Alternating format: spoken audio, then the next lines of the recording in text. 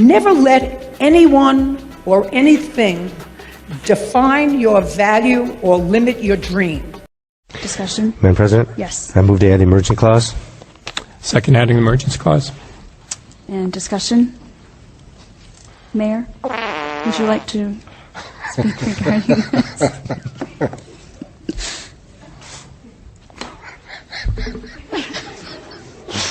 That's a first. What was your question? The agreement for architectural daylighting.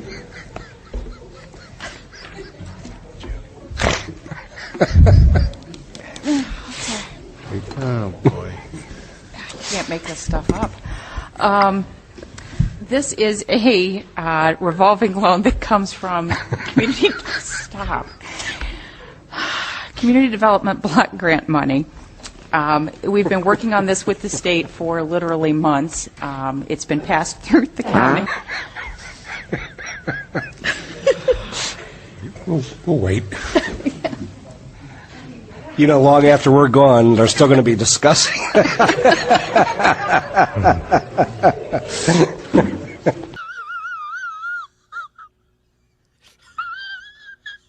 Thank you for watching, and make sure to subscribe for more amazing, entertaining, delightful, great disciple content. Tell me where the freak's at.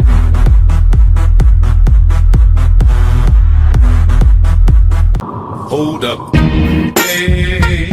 Plaintiff Catherine Martin is suing her former friend for living expenses and a cell phone.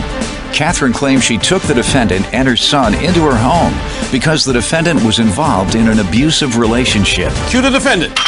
Defendant Clarissa Walters claims she thought Catherine was trying to help her until she tried to seduce Clarissa's ex-boyfriend. She's countersuing for property that Catherine refuses to return. All right. This is a cause of action by the plaintiff who's suing her former friend for living expenses and a cell phone. And the defendant, Clarissa, is countersuing her former friend for unreturned property. Catherine, state your case. Clarissa and her son, we became friends. I brought her into my home under my wing. She made me feel that her family, wasn't treating her right, like, because she's 18, pretty much told her what to do and couldn't do. And I believe because she's 18, she can do what she wants. Catherine, how do you know Clarissa? Through her son's family. The father's family. Through her son's father's family. You have a son? Yes, ma'am. How old? He'll be 1 on the 24th of this month. Okay. Go ahead, Catherine. So I did everything I could for her because I wanted her to feel better about herself. Because Clarissa's a beautiful person, Wanted her to do better because she wasn't being treated so well at home. Mm-hmm. And I gave her the suggestion if she wanted a place to stay, she was more welcome to come stay with me and my mom. Okay, so you went and stayed with the plaintiff and her mother? Yes, ma'am. You took the baby with you? Yes, ma'am. Where's the baby's father's not with you? No, I'm not with him. Okay, so the two of you move in with the plaintiff. Your Honor, what happens? And she's talking about everything that she tried to do for me. She tried to sleep with my ex-boyfriend that her sister slept with. What? Yeah. No, that's not. Is that true? No, Did you ever sleep with her ex-boyfriend? No, my sister did. No, your sister did? Her sister did, and then she sat there and was talking to him about, why didn't you get with me? I'm a lot prettier than my sister. I'm this, I'm that. And she did talk to him like that. Not to be mean. I never said no thing. I date black men. I like black men. You date black men. Okay. Her ex-husband is white, so that throws that whole thing out the window. Well, maybe that's what you made the decision. Okay, so you move in. Yes. There's a problem. What's it like, Catherine? What's it like living with her? There was no problem, really. I mean, I enjoyed being around her. She was like being around a little sister that you actually wanted. That's very nice. What's the problem? When I moved in with her, it was like nice at first, I thought that she was like really trying to help me and be a friend. But then all of a sudden, she tried to tell me who I could be with, what I should do, what I should think, how I should feel. Is that true? Did you? Okay, the only person I ever told her is her ex is abusive. She said, Your Honor, she has no room to talk about abuse. Her husband divorced her because she abused him. No, my husband didn't divorce me. He had got a girlfriend. No, you're lying. You sat there. You know what, Clarissa, I'm concerned about you. You've got a baby. You're 18 years old. What do you do? He hit me. Did you call the police? No. Why not? Because, honestly, now I know that it's stupid. I should have called the cops. Okay. But now I have a PPO against him. I don't talk to him. Ah, you have a permanent order of protection against him. Did he go to jail? And everything else. He did go to jail for violating the PPO, and he got picked up. How did he violate the Because he PPO? was calling when I lived with her. He was calling her house. And he was calling your house when she was living? Yeah, he's made threats. Okay, go ahead. But I was worried because I know what it's like to be in an abusive relationship. for one, you know. And if that's me being controlling because somebody I love not want to be with somebody that's going to beat her or maybe beat her son again. Like I found a letter in a bio I let her use. It states that she trying to drop his PPO back in June. So you still with your ex? No. And like I'm not gonna lie, I did think about dropping it, but I am working with a domestic violence counselor right now, and I'm going to classes, and I actually am extending the PPO. All right. Look, it sounds to me like the two of you really do care for each other. That's what I'm hearing here. I care about this girl. How do you feel about her? Your Honor, I found out from her friend that her and her mother are both smacking my son. She's lying. We've never touched that. No, I found out from her friend that they were both smacking my son. How? The girl called me and was like, you know, your son would grab the phone and she smacked her hands. And I believe it because I saw her mom smack him and I was like, you know, please don't. She's lying. My mom has never hit no one else's kid ever in her life. All right. Is there anything other than this person saying this that proves that your son was injured? Was there a mark? Was there anything? I seen her mom smack his hands. What happened?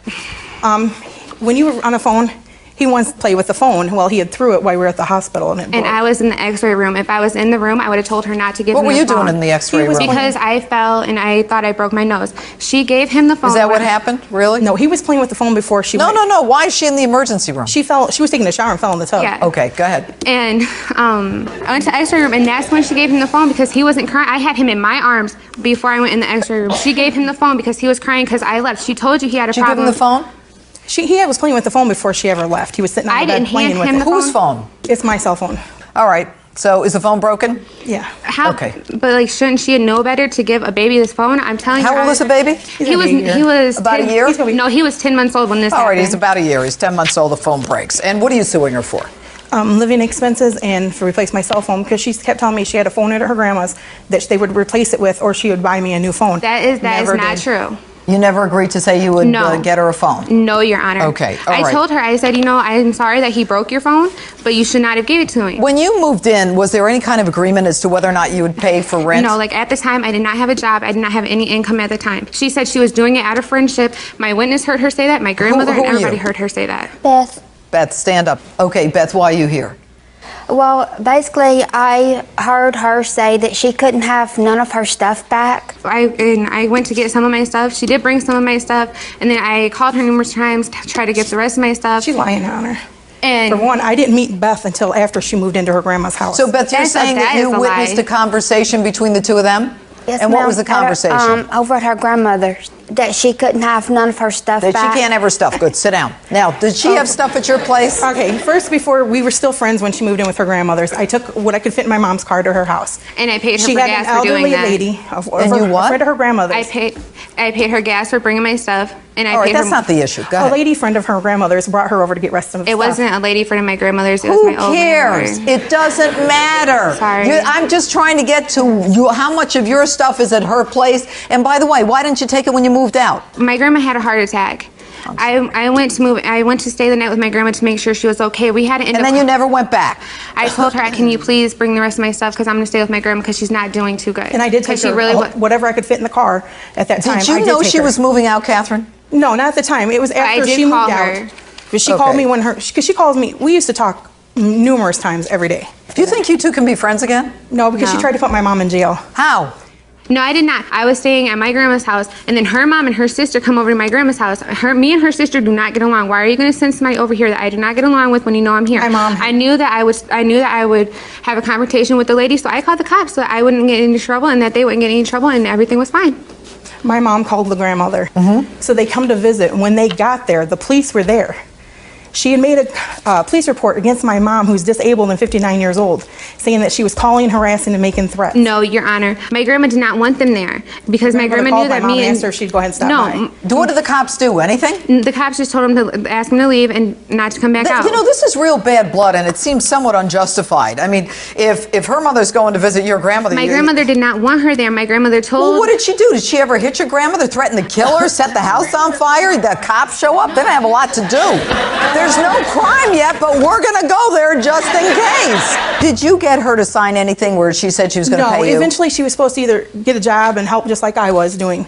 You know. Did you agree? She wasn't working. She wasn't looking for a job. No. Well, if she's not working and not looking for a job, that's not your concern. No, it's but her she said, concern. like, but you don't have a job either. Who's paying for this place? Her mom. My mom. And I had, with my unemployment, I had to pay my mom back for everything that All right. At So some it's not point, like- did you anticipate giving her money? These are my exact words. I said, I can't do anything right now. I'll help you as much as I can with the household stuff and stuff. I said, but you know I don't have a job right now. I said, I can help you clean. I can help you babysit, which I did babysit for her before. So there isn't an agreement, but she agrees that she's going to help you. You think that she should pay you how much money a month? Just what split 3 ways of what the household thing was. And how much is that? Not even $200 a month. All right. What am I looking at here? Is this your property? This is all that's left at my house. It was in my truck. Other than that, she's got everything. All right. What else are you saying she has? You're saying she has $700 of your stuff? Yes, because, well, like, if all my stuff is in there, my pictures and his walker and stuff, that's fine. But there is clothes of his missing because he had tons of clothes, and now he has, like, 2 tubs of clothes. There's clothes missing. You know what? You get that. What's that, a bag? You get that's a little walker, and that's a bag. What's in the bag? Anything? It's her purse that she left. All right, Catherine, do you have any more stuff? No, I don't, honestly. Okay, here's the bottom line. What you've got is the plaintiff suing for living expenses after she brought the defendant in to live with her. The defendant is claiming, I want certain items that I left at the house. The issue is whether or not there was a contract and whether or not the plaintiff is entitled to recover for a damaged phone. At the end of the day, there was no contract. The defendant agreed that she would help out. She's unemployed. She's 18. She's got a baby. She's got an ex who's beating her. She's going back and forth to court with him. And there's no way she's going to be able to contribute living expenses that the plaintiff is suing for. There's no lease. There's no promissory note. There's nothing that indicates that there was an agreement between the two of them that the defendant would pay the plaintiff. Now, on the other hand, the plaintiff is saying, look, the baby broke my phone. I'm entitled to get this phone back. But by the way, the plaintiff gave the baby the phone. That, as far as I'm concerned, that's negligent supervision. What'd you give the baby your phone for? 10 months old? And if there had been a problem, you might be at the other end of a lawsuit. You, on the other hand, are counterclaiming that you want your property back. Look, here's the bottom line. There was no agreement. You gave the baby the phone. You lose on that end. She's brought some items to court. You haven't been able to prove to me that there are more items. As far as the court is concerned, the two of you should get along and forget all this lawsuit. It's a bunch of hogwash. Let it go. Take care of your baby and stay away from your ex.